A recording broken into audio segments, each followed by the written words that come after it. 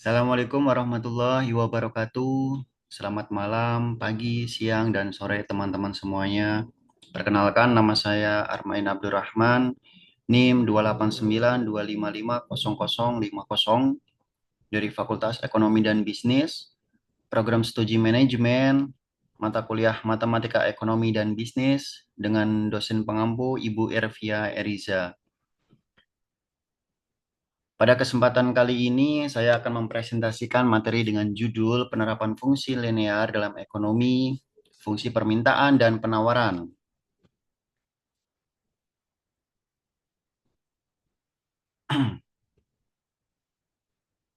Melalui presentasi ini, kita akan melihat bagaimana konsep matematika, khususnya fungsi linear, dapat digunakan dalam memahami fenomena ekonomi sehari-hari.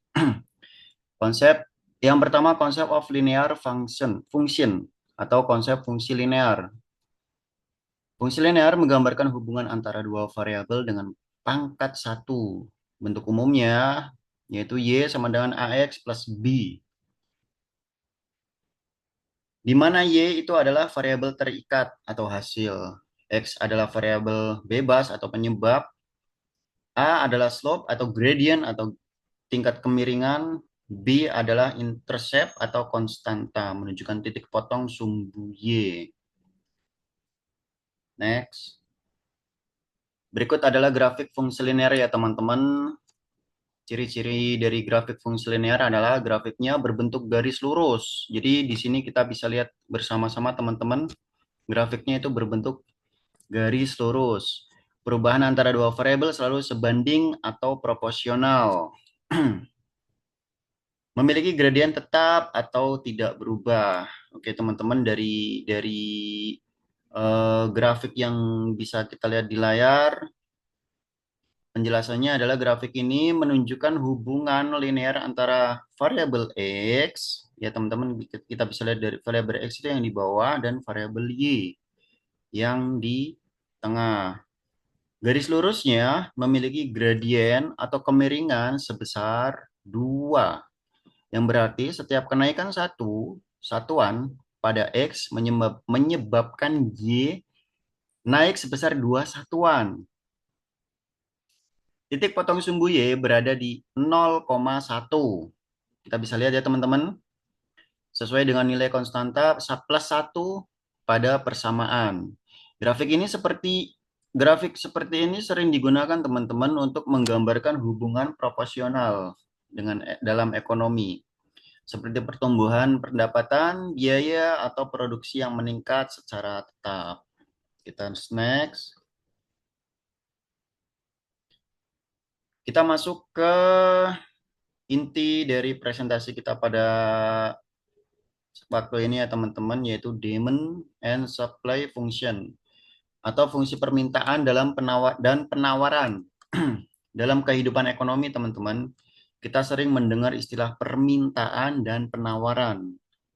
Keduanya menggambarkan hubungan antara harga barang dan jumlah barang yang diminta atau ditawarkan. Nah, hubungan tersebut ternyata bisa dijelaskan menggunakan fungsi linear. Fungsi linear membantu kita menganalisis bagaimana perubahan harga mempengaruhi jumlah barang yang diminta dan ditawarkan. Di sini teman-teman bisa kita lihat di layar ada demand function, itu kita singkat jadi QD, sama dengan A min B P. Ini maksudnya adalah hubungan negatif ya teman-teman. Artinya harga naik, permintaan turun. Terus yang kedua supply function atau fungsi penawaran ya teman-teman, yaitu PS sama dengan C plus DP. Atau bisa kita artikan hubungan positif, di mana ketika harga naik, penawaran akan ikut naik. Fungsi permintaan adalah hubungan antara harga atau kita singkat P dan jumlah barang yang diminta QD. Secara umum ditulis QD A min BP ya teman-teman. Seperti kita lihat di layar. di mana A adalah jumlah barang yang diminta saat harga nol, dan B menunjukkan seberapa besar penurunan permintaan saat harga naik. Artinya, semakin tinggi harga suatu barang, maka permintaannya pun akan semakin rendah. Sementara itu, fungsi penawaran atau biasa kita rumusnya yang bisa kita lihat di layar, QS sama dengan C plus DP, di mana C menunjukkan jumlah barang yang ditawarkan saat harga nol dan D menunjukkan seberapa besar peningkatan penawaran saat harga naik. Artinya, semakin tinggi harga barang, maka produsen akan semakin banyak menawarkan barang tersebut. Ya, tentu. Lalu bisa kita lihat di sini ada grafiknya ya teman-teman, grafik demand and supply. Bisa kita lihat grafiknya teman-teman. Grafik ini memperlihatkan dua garis lurus, di mana garis merah menunjukkan fungsi permintaan. Ya, teman-teman, garis merah menunjukkan fungsi permintaan. Yang menurun dari kanan artinya semakin tinggi harga barang, permintaan akan semakin berkurang. Sedangkan itu garis biru menunjukkan fungsi penawaran, di mana yang naik dari kiri ke kanan ya teman-teman, yang artinya semakin tinggi harga penawaran, semakin tinggi harga, maka penawaran akan semakin meningkat. Kedua garis ini dipotong di titik keseimbangan, yaitu P sama dengan 8, Q sama dengan 34. Bisa kita lihat teman-teman. Yaitu kondisi di mana jumlah barang yang diminta sama dengan jumlah yang ditawarkan. Titik ini disebut keseimbangan pasar, di mana harga dan jumlah barang berada pada posisi stabil. Kita next. Kita sampai ke market equilibrium atau keseimbangan pasar. Dalam pasar ya teman-teman, keseimbangan terjadi saat jumlah barang yang diminta sama dengan jumlah barang yang ditawarkan. Atau bisa kita sebut QD sama dengan QS. Ya teman-teman, jadi jumlah permintaan sama dengan jumlah barang. Dari dua fungsi linear dapat ditemukan P atau harga keseimbangan dan Q atau jumlah keseimbangan. Nah, bagaimana cara menentukan titik keseimbangan, teman-teman? Di sini kita ada contoh kasus ya, teman-teman. Tentukan persamaan fungsi permintaan atau QD dan fungsi penawaran atau QS. Kita bisa lihat, teman-teman, di bawah ini itu ada QD sama dengan 50 min 2P. Misalnya fungsi permintaan suatu barang adalah QD ya, teman-teman, sama dengan 50 min 2P, dan fungsi penawaran adalah QS 10 plus 3P. Nah, kita samakan kedua persamaan, 50 min 2P sama dengan 10 plus 3P. Nah, bagaimana kita cara menyelesaikan untuk mencari harga keseimbangan, teman-teman? Untuk mencari harga keseimbangan, kita samakan kedua fungsi tersebut, yaitu 50 min 10 sama dengan 3P plus 2. Hasilnya, 40 sama dengan 5P, dan P sama dengan 8.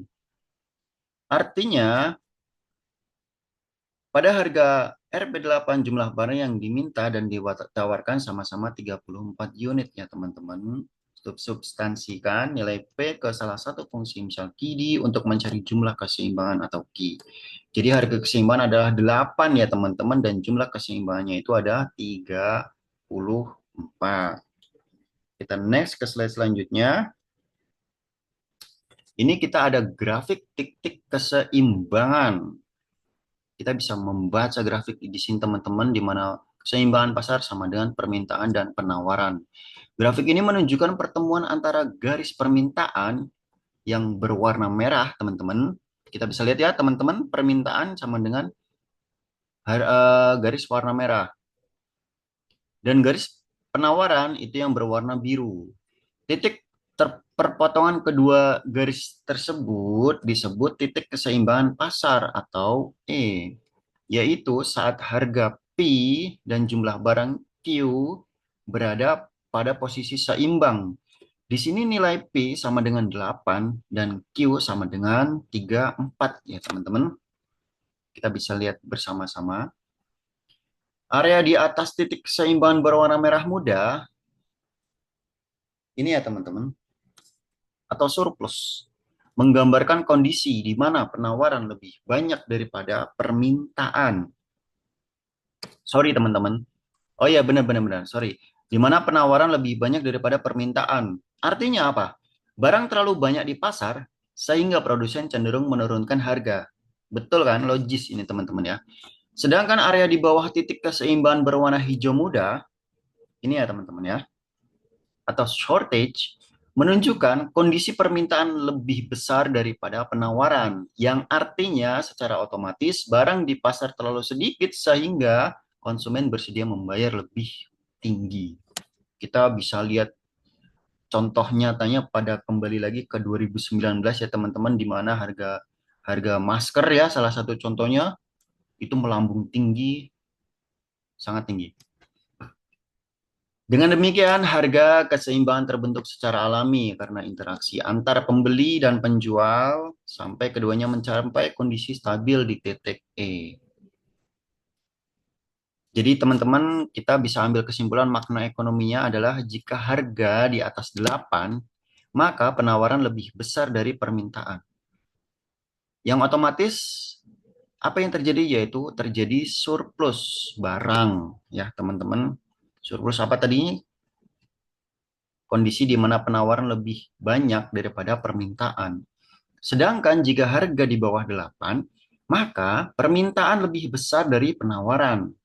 Dan yang terjadi adalah kekurangan atau shortage, di mana shortage ini menunjukkan kondisi permintaan lebih besar daripada penawaran. Nah, sedangkan pada harga 8, pasar berada di titik keseimbangan, teman-teman, di mana pembelian dan penjualan sama-sama puas. Kita next. Nah, ini kita tadi makna ekonomi yang tadi saya jelaskan ya, teman-teman. Equilibrium atau kondisi pasar stabil, titik keseimbangan pasar atau equilibrium ya. Titik keseimbangan pasar adalah titik pertemuan antara kurva permintaan dan kurva penawaran. Pada titik ini, jumlah barang yang diminta atau QD sama dengan jumlah barang yang ditawarkan atau QS. Secara matematis, kita bisa lihat ya teman-teman di tabel, nggak bisa digeser. Di tabel itu dijelaskan di mana kondisi pasar itu surplus, shortage, atau equilibrium atau stabil ya teman-teman. Nah, dampaknya hubungan antara QD dan QS-nya, QS lebih besar dari QD. Sedangkan shortage, QD lebih besar dari QS. Dan equilibrium, QD sama dengan QS. Di mana dampak pada harga ketika surplus, harga akan turun. Ketika shortage, harga akan naik. Dan ketika equilibrium, harga stabil atau seimbang ya teman-teman. Kita next. Kita sampai di penerapan nyata ya teman-teman. Di mana saat kita ikut orang tua ibu kita belanja di pasar pagi-pagi, kita akan melihat kondisi pasar dan kita akan bisa menerapkan eh, fungsi linear ini pada apa itu fungsi linear di pasar gitu loh teman-teman. Di mana ketika harga cabai naik itu otomatis permintaan akan turun. Nah, di mana harga bahan bakar naik, otomatis biaya produksi naik, penawaran akan turun. Di mana toko-toko memberikan diskon, maka otomatis harga turun dan permintaan akan naik. Dan yang terakhir adalah fungsinya ini membantu analisa harga dan kebijakan ekonomi, teman-teman. Kita sampai di slide terakhir yaitu kesimpulan. Fungsi linear menjelaskan hubungan harga dan jumlah barang di pasar. Yang kedua, fungsi permintaan dan penawaran digunakan untuk mencari keseimbangan pasar. Yang ketiga, konsep ini penting teman-teman untuk analisa ekonomi dan pengambilan keputusan bisnis. Karena teman-teman berdasarkan penjelasan saya di atas tadi, kita bisa menggarisbawahi bahwa fungsi linear memiliki peran penting dalam ekonomi, khususnya untuk menjelaskan hubungan antara harga dan jumlah barang. Dengan menggunakan fungsi linear, kita dapat menentukan harga keseimbangan, menganalisis perubahan pasar, dan mengambil keputusan ekonomi yang lebih rasional. Baik teman-teman, terima kasih banyak atas waktunya, atas kesempatannya. Kita akan bertemu di lain kesempatan. Sekian dari saya akhiri. Wabillahi taufiq wal hidayah. Wassalamualaikum warahmatullahi wabarakatuh.